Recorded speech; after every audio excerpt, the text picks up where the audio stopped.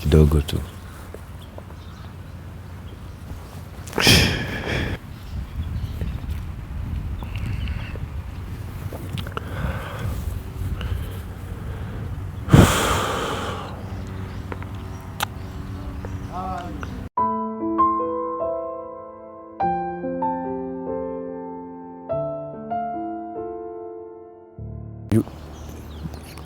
Going into alcoholism or becoming finding yourself in addiction is a very small thing. You think it is normal.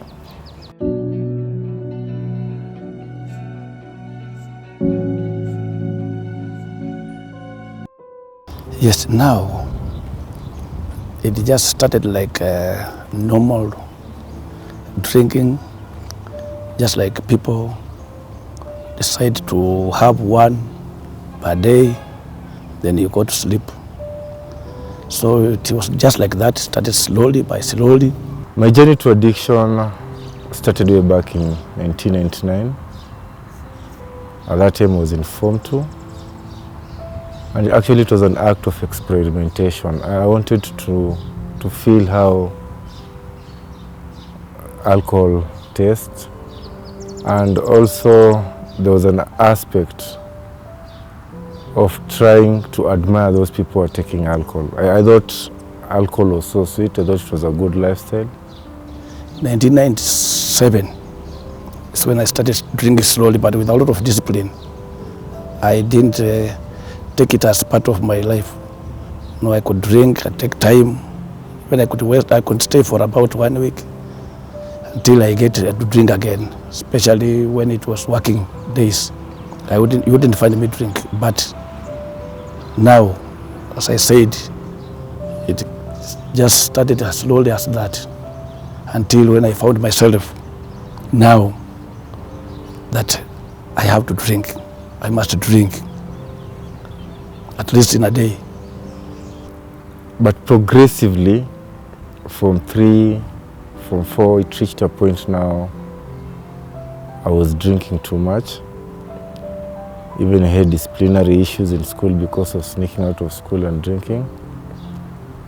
It became well known to my parents that I was taking alcohol.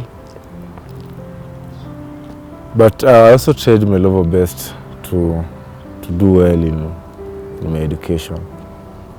Actually, in 2001, I was informed for the Index 2 in Machako School. And a good part of the second term I was not in school because I had gone for a drinking spree the whole weekend during the Machakos show.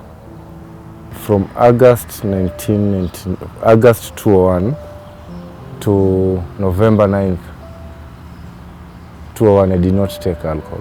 I concentrated on my education. But immediately when I finished my chemistry practical, I went and started drinking again. So after staying clean for around 3 months, I drank that whole weekend because I finished the chemistry practical on a Friday. So you can imagine staying clean for all that period of time and drinking again, binge drinking. That means maybe I could be having a problem with alcohol, but I didn't know. After the following year, I got my KCSE results. I had passed so well, I had a B+. And I believe, were it not for the disciplinary occasions that I had in the school and in discipline cases because of drinking, maybe I could have scored higher. Becoming finding yourself in addiction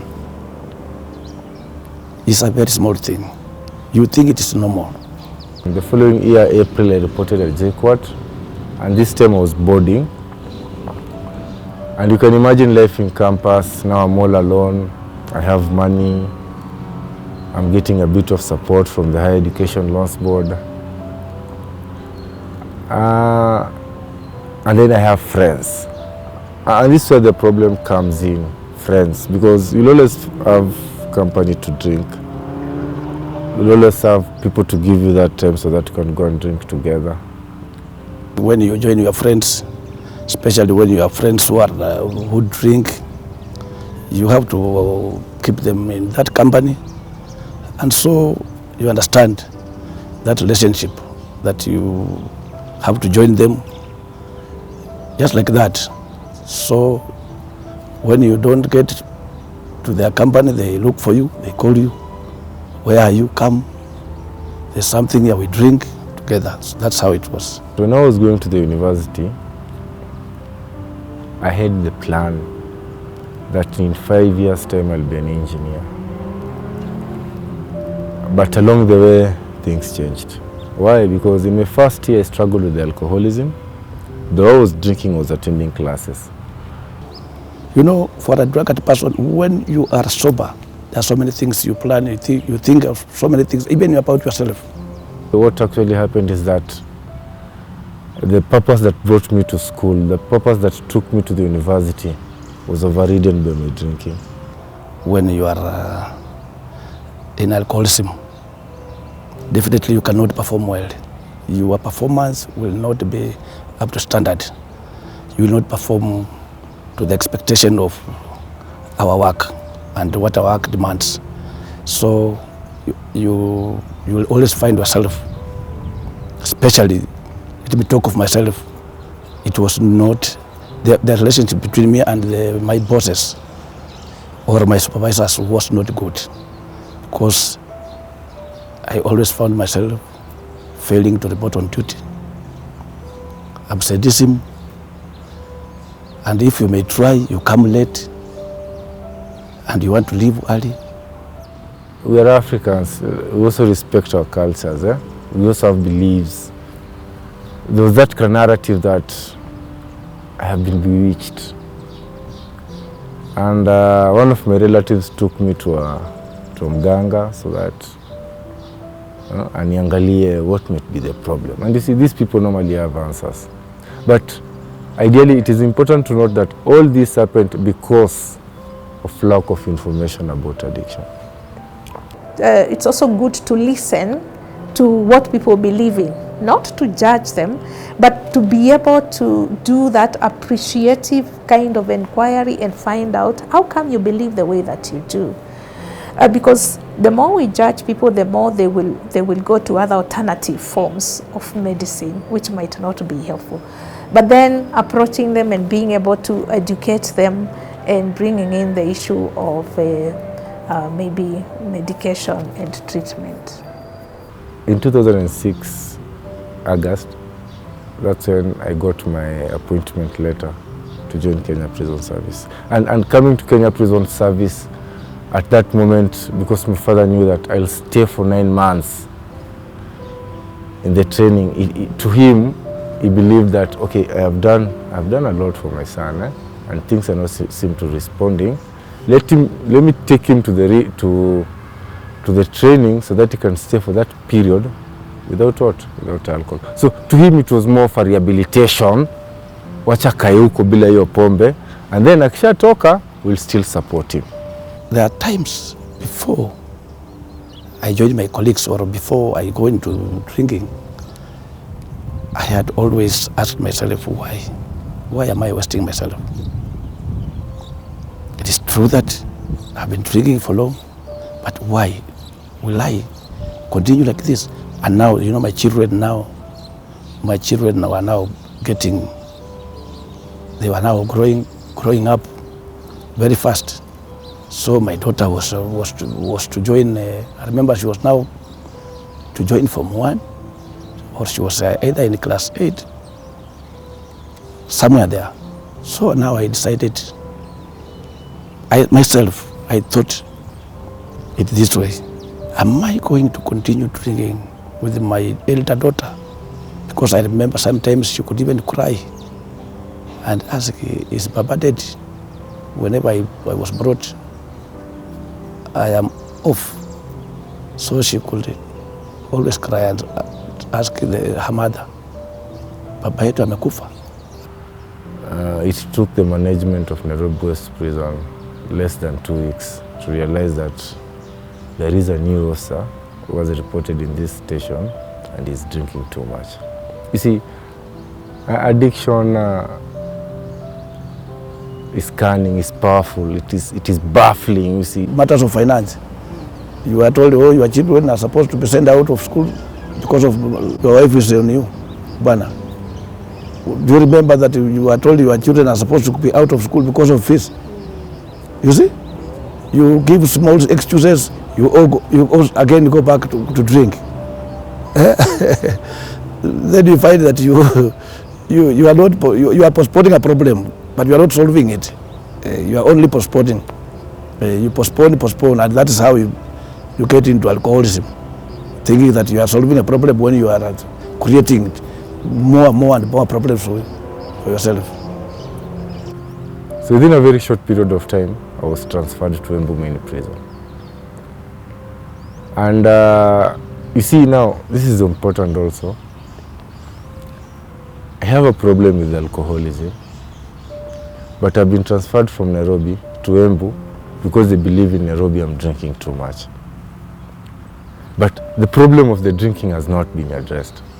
I have slept out several times, not in the house, but you are trying to struggle to get back to your house. Like here at Nairobi West, just here at the Kibera in the slums here, where you see where we used to go to get cheap alcohol. You get drunk and you are unable to walk back to your house. Then you find yourself with the terraces down here. Sometimes you are rent on. I started selling things in the house. Nakumbuka niliuza fridge. Kwanza fridge nikiuza, kulikuwa na dawa ya mtoi, huyu mdogo. Yule sasa tulibaki naye mdogo. Alikuwa ameenda OC. Kuna hizi dawa unapewa na ambazo ziko refrigerated. Niliuzanga ikiwa na hiyo dawa. So what comes to your mind? That addiction is a selfish disease. You get? Addiction is a selfish disease. You just think about me. No, no.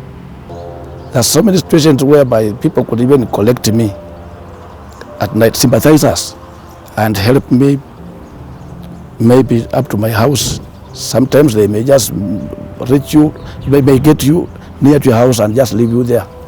You find yourself, you slept outside. Several times, I've slept outside many times. Within a short period of time, you only come to realize you are now battling. You get? And that's what most addicts have never understood. That's what the society has never understood. Once an addict, always an addict. You cannot control it. Sometimes I could leave even when I'm still on duty, and I even forget that I was on duty. I go to drink. So there's a day we were drinking while in uniform. Then the officer in charge was informed that we are somewhere drinking and we are informed. He found us there. It wasn't a good scenario. It wasn't good. Yes. Because of addiction, it reaches a point decisions are made for you because of lack of responsibility. We have an alcohol and substance workplace policy, and this policy, which was developed around 2012 there, stipulates interventions and programs within the department that officers can be able to access, that include referral to rehabilitation centers, drug rehabilitation centers, that includes activities within workplace that prevent the onset of substance use, or even help probation officers who are already using alcohol or other substances to be able to seek help. That I always say that it is good, it's only God. I am alive because of God's grace. Because I would be, of course I would be a dead person. And then I remember my sister had proposed to me around 2011, can you give rehab a chance?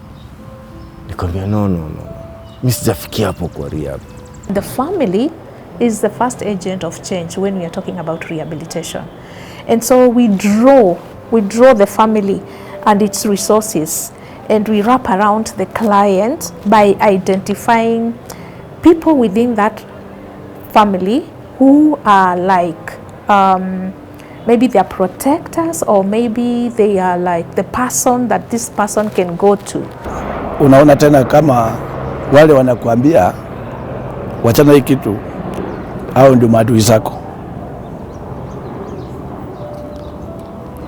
Even now wale ambao bado wako wana struggle, members of staff ambao tuko nao hapa ambao bado wako nayo shida. There are so many, I'm handling so many cases ambao najaribu kuongelesha. Wale ambao wakubwa wananiambia usiongeleshe huyu. Usiongeleshe huyu, namuita tunakaa kando. Unajua unamwambia hawezi kubali. They don't nasema hapana wewe, don't waste your time. But you know, it's the active part of this disease that tells us that we can control our drinking, what else we cannot. One day,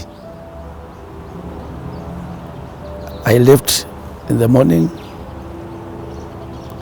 after almost 2 or 3 days drinking without actually taking time to eat anything. So I went to Mudhurwa. I met friends there, my colleagues. That is the day I discovered that I had now developed weakness. I could no longer stand alcohol. I don't know how I found myself at Kenyatta National Hospital. I was admitted at Kenyatta National Hospital for about 2 days.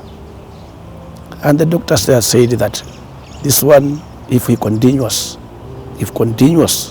drinking, his life is short. He has a very short life. In November 2009, I lost my father. And actually, the last conversation we had with him was about my drinking, because I remember usiku, that previous night ndo pass tuliongea around saa 2 usiku, and actually the conversation was based on alcohol. You're drinking too much, I'm paying a lot of money for your schooling, but we always gave positive answers. Nitaacha, I can control. But you see, up to that point, there's that aspect of uncontrollability and unmanageability that was coming in place. So after that conversation, the next phone call I had in the morning is that babangu anaamshwa na amki. And that was a sad point. That was a sad point for me. Putting it in mind, putting it in mind was the support system, and kidogo tu.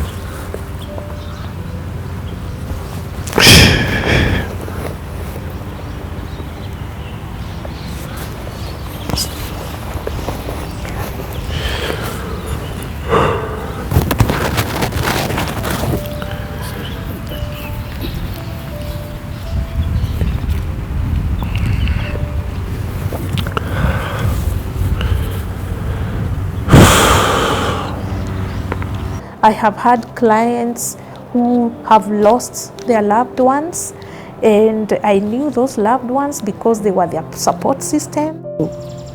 Mr. Mreda's often charge gave my brother go ahead. He told him, now I will help you by releasing him to you.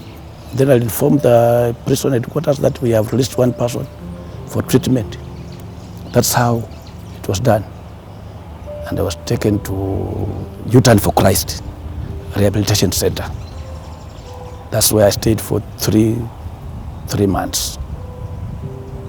That was in 2014. But I had the compulsion. You see, I was losing myself again. Actually, I totally lost myself. And I only knew I had one weapon to do the program again. Sasa hakuna mtu ananiambia rudi. In fact, wanakataa because they are not aware about relapse. So mimi na bibi yangu mzigo tuende. Nilipeana ripoti iende kwa ofisi. Sick, nimekimbia hospital. Na kakam fika town kambua the guy alikuwa amenipepea process vinalelanga mpaka Chiromo. Nikajipeleka mpaka Chiromo Hospital Group Westlands. Along the way, my wife akacall my bigger brother akamwambia, "Ujue jamaa anaenda rehab." Sio la shida. Mwambia hakuna kitu nikwambia tutaenda, we'll go. Kenda Chiromo nikakuwa admitted. It is through them that they had a phone conversation with my family, trying to explain to them through the phone that relapse happens. Because jioni, you see, information spreads like fire. Vile nilikuwa admitted, si wife alichukua contacts za hosi, naweza recharge umse, jumi siyo sina tenje. Tenje yangu pia nilikuwa nishakula, nilikuwa nishauza. Akachukua contacts, sasa alishare. Madhangu alipiga simu, Chiromo Hospital Group Western, akamenya mjuu jamaa. You don't know this guy. Ujamaa mwapanga na mkatoshe, arudi station afanye kazi. Akamba mama. So even the following day, the conversation we had with my psychologist ilikuwa, I can understand the pain your people are having. Nikamwambia, kwanza story yetu tusionge. I know they cannot support me right now, but I know I've relapsed. The only thing you can do me a favor, niongee nao when the relapse happens. And you see, sometimes counseling does a bigger part. So within 3 to 4 days, waka calm down. Kaanza kusikia simu inapigwa, napewa simu, unaendeleaje nini, unaona? The communication was made to the station, and then I was actually in Chiromo. My diagnosis was substance abuse disorder or depression. So I believe going back to restoration center or rehabilitation center is not that you are going there for holiday. No, you get opportunity, you get time to interrogate yourself, to ask yourself some questions, and to find out what makes you find yourself in a rehab center instead of your place of work. That's the question questions I used to ask myself. Why am I here? What am I doing here? Am I not supposed to be with my family? Am I not supposed to be with my wife and children, talking to my children? Why am I here for all these 3 months in a rehabilitation? Something that I could have even stopped, only alcoholism, you see. Actually, most of the cases in the rehab is involuntary admission, because we talked about denial. The active parts of this disease that tells us we can control our drinking or our usage of substances, or else we cannot. So we find that even the mental health act gives room for involuntary admission, because we will not sit down and wait to see you die just because you denied that you had a problem with addiction. We will force our way and take you to the institution, you will get help. But here comes a moment you have somebody who has accepted and he has taken himself. That's a miracle. Taking a person to rehab forcefully, without his own willingness, this person will come back and go back to alcoholism. The only thing I've always tried, even when I talk to my bosses, I tell them counselors should continue coming and our brothers should continue being encouraged to actually visit them, talk to them. It's a sign of brevity and courage to acknowledge that one has a mental health issue. Because I believe mental health is the backbone of our success. It is the backbone. Because if at all we're not going to relate well together in the job, then we'll not achieve our objective. If at all I will not express my issues, then I will not move forward. So the department, the service is making so many efforts, because you can find now even the counselors who visit prisons here. Some from the ministry, some from the department, some volunteers, they come around here. Those days they were not available. But now, even when I see some of members of staff still struggling in alcoholism, I wonder, because these people are available. Professionals are coming around. The department has employed so many catechists. We used to be served by only one, but now we have more than one spiritual leaders. There are several of them here. from the Catholic, from Protestant, they are here. The department has offered so many. Inside there are professionals who visit on a daily basis. Even today, if you enter there now, you'll find them talking to prisoners, and even they are available for staff members. Yes, only that you should note that for a person in alcoholism, they always avoid like interview like this one. You will call him, he will not, he will run away. Yes, they will not want to avail themselves to counseling sessions. They want to avoid. You see, that's the only problem we have. But there is a lot of effort from the service and from the prison headquarters. Yes, there is no health without mental health.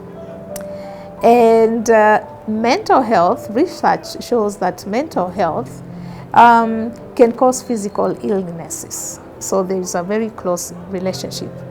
And physical illness can cause mental health problems.